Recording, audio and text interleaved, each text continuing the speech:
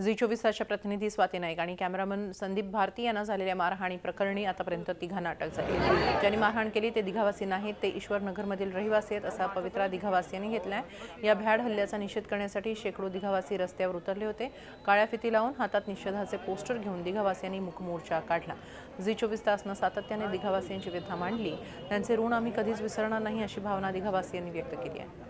दिघावासियांच्या भावना जाणून घेतल्यात आमचे प्रतिनिधी कपिल राऊत यांनी। दिघ्याच्या अनाधिकृत प्रश्नाला वाचा फोडण्याचं काम झी 24 तासने वारंवार केलं होतं। गेली 2 वर्ष झी 24 तास दिघावासियांच्या खांद्याला खांदा लावून या प्रश्नाचं उत्तर शोधण्याचा प्रयत्न करतायत आणि त्यानंतर मात्र काल आपल्या झी 24 तासच्या महिला पत्रकारिता स्वाती नाईक यांच्यावरती काही समाजकंटकांनी अशाच प्रश्नामध्ये हात घालताना हल्ला केला।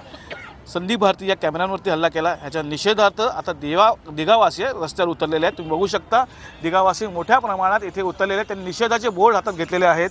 जे काही झालं ते चुकीचं झालेलं आहे। झी 24 तासच्या महिला पत्रकारितेवरती जो हल्ला झाला, कॅमेऱ्यांवरती जो हल्ला झाला तो चुकीचा हल्ला आहे।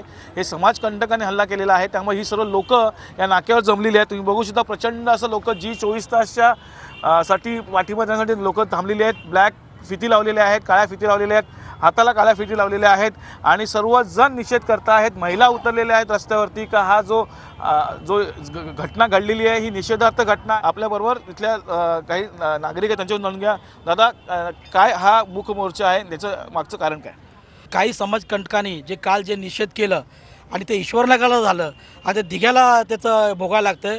पण झी 24 तासच्या माध्यमातून मी सांगतो की याच्यामध्ये दिघ्याचा कोणी काही संबंध नाही। झी 24 तासच्या पत्रकारांच्यावर स्वाती नाईक आणि भारती साहेब यांच्यावर जो हल्ला झाला त्या हल्ल्याचा नेमकं ह्या ठिकाणी असा हा निंदनीय प्रकार व्हायला नको होता।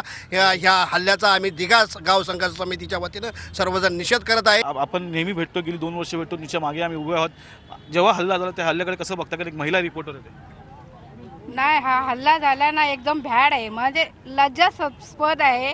महिलांवर पुरुषांनी हात केला तर हे काय बरं नाही वाटत। झी 24 तासचे जे पत्रकार आहेत आमच्यासाठी, गोरगरिबांसाठी हे जे अनाधिकृतचं हे प्रकरण चाललंय तेव्हापासून आमच्यासाठी लढतायत, आमच्या बातम्या लोकांपर्यंत पोहोचवण्याचं काम करतायत। प्रत्येक कानाकोपऱ्यात जेवढी लोक राहतात ज्यांना ह्या बातम्या माहीत नाहीत त्यांच्यापर्यंत पोहोचवण्याचं हे काम करत आहे। ह्यांच्याबद्दल म्हणजे ह्यांना संरक्षण मिळायला पाहिजे होतं। ह्यांना असं ह्यांच्या महिलांवरती किंवा त्या रिपोर्टरवरती संदीप भारती जे आहेत त्यांच्याबद्दल असं व्हायला नको होतं। झी 24 तास म्हणजे आमच्यासाठी आमच्या घरचाच झालं होतं, कारण पहिल्या दिवसापासून जेव्हा आमच्यावर हे संकट आलं त्या पहिल्या दिवसापासून झी 24 तास आणि कपिल भाऊ तुम्ही सुद्धा आणि स्वातीताई पण आमच्या साथीने एवढे अशा आहात की आम्हाला आमच्या घरचेच वाटतात।